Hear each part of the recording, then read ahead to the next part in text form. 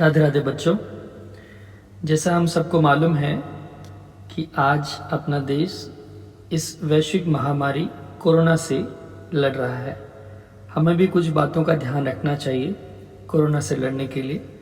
सर्वप्रथम ध्यान रखें कि स्टे होम, सबसे सुरक्षित जगह आपका घर ही है। बाहर न जाएं। अगर बाहर जाना भी पड़े तो पूरी कोशिश रखें कि लोगों से दूरी बना के रखें। अगर कोई पास आता भी है तो आप दूरी बनाएं, पर पास न ही आने दें। अगर कोई पास आ भी जाता है तो नमस्ते करें, हाथ तो बिल्कुल न मिलाएं और मास्क पहने, ज़रूरी है। दिन में बार बार हाथ धोएं। जब भी हाथ धोएं तो 20 सेकंड तक धोएं। आगे पीछे ऊपर नीचे उंगलियों के बीच में नाखून को अच्छी तरह से साफ करें और हाथ को बार बार सैनिटाइज करें। घर का खाना खाएं, स्वस्थ तभी रहेंगे। फ्रूट वेजिटेबल्स का ज़्यादा प्रयोग करें। प्रचुर मात्रा में पानी पिएं, जिससे रोग प्रतिकारक क्षमता बढ़ेगी और कोरोना से अच्छी तरह आप लड़ सकते हैं। सुबह जल्दी उठें, थोड़ा व्यायाम करें। व्यायाम न करें तो कम से कम थोड़ी वॉक जरूर करें। थोड़ा एक्सरसाइज ज़रूरी है, इससे भी इम्यूनिटी पावर बढ़ती है। ये सब बातें कोरोना से लड़ने के लिए हुई, पर अब बात करते हैं आपकी पढ़ाई को लेके। आपने बार बार सुना होगा work from home, stay home. अब स्टडी फ्रॉम होम भी ज़रूरी है। न तो आप स्कूल आ सकते हैं, न शिक्षक आपके घर आ सकते हैं। इसलिए पढ़ाई का एक ही माध्यम बचता है, ऑनलाइन। ऑनलाइन पढ़ाई के लिए कुछ ज़रूरी चीज़ें जो आपके पास होनी चाहिए। सबसे पहले जो बड़ी सरलता से मिल जाएगा आपके घर में, नोटबुक पेन।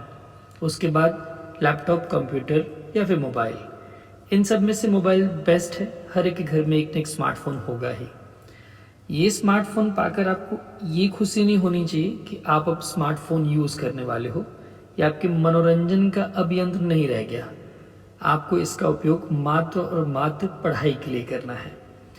कोई भी एजुकेशनल वीडियोस, पीपीटी या पीडीएफ आप इसमें से देखें, अध्ययन करें और तुरंत उसको अपनी नोटबुक में कॉपी करें और अपनी एक अच्छी सी फेयर नोटबुक बनाएं कि जब भी आपको रिवाइज करना है उसी में से करें और तुरंत ही मोबाइल अपने पेरेंट्स को वापस दें। ये आपके लिए नहीं है। फिर दिन भर मोबाइल के लिए जिद ना करें कि आपको मोबाइल चाहिए। सिर्फ ये मोबाइल फ़ोन आपको आपकी पढ़ाई के लिए ही मिलना चाहिए और आप भी इस नियम का अनुसरण करें। इन बातों के बाद शुरू करते हैं अपना भौतिक शास्त्र। फिजिक्स का कोर्स वैसे तो बहुत बड़ा है। एनसीईआरटी कोर्स में से कुछ टॉपिक को कैंसिल किए गए, 30% जितना, पर गुजरात बोर्ड अभी इसका कितना अमल करेगा मालूम नहीं है। हमारे पास कुल मिला के 14 चैप्टर हैं, जिसमें से अगर देखें स्टार्टिंग के 8 चैप्टर वो पार्ट 1 की बुक में रहेंगे और बाद के 9 से 14 चैप्टर वो आपके पार्ट 2 में रहेंगे।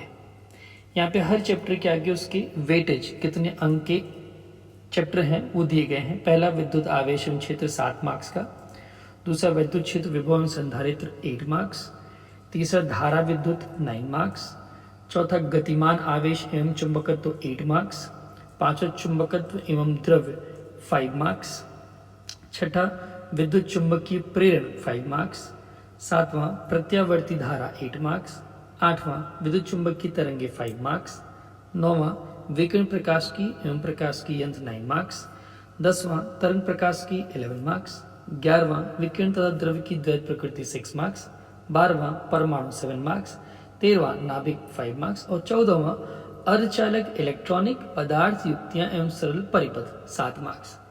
सबसे छोटा चैप्टर अगर देखा जाए तो वो मतलब कम वेटेज का है तो 5th, 6th, 8th और यहाँ से 13th, और सबसे बड़ा अगर देखा जाए तो वो है 14 नंबर। ये तो आपके पूरे कोर्स के चैप्टर वाइज वेटेज की बात हुई।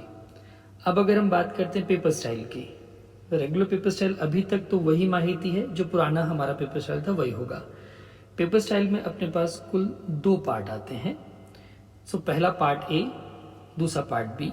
पार्ट ए आपको 1 घंटे में पूरा करना रहेगा और पार्ट बी आपको 2 घंटे में पूरा करना रहेगा। पार्ट ए में आपको वैकल्पिक प्रश्न मिलते हैं 50, प्रत्येक के 1 अंक है।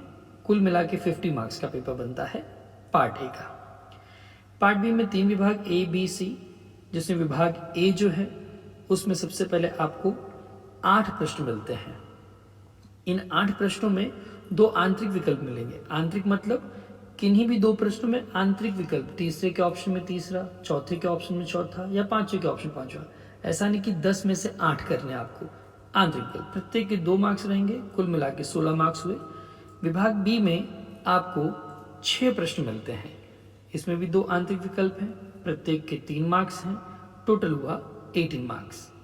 और विभाग सी में आपको 4 प्रश्न मिलते हैं, एक ही आंतरिक विकल्प मिलेगा, प्रत्येक के यहाँ पे 4 मार्क्स हैं, यानी कुल मिला के 16 मार्क्स। ये है आपका वेटेज। हम कोर्स अगले वीडियो से स्टार्ट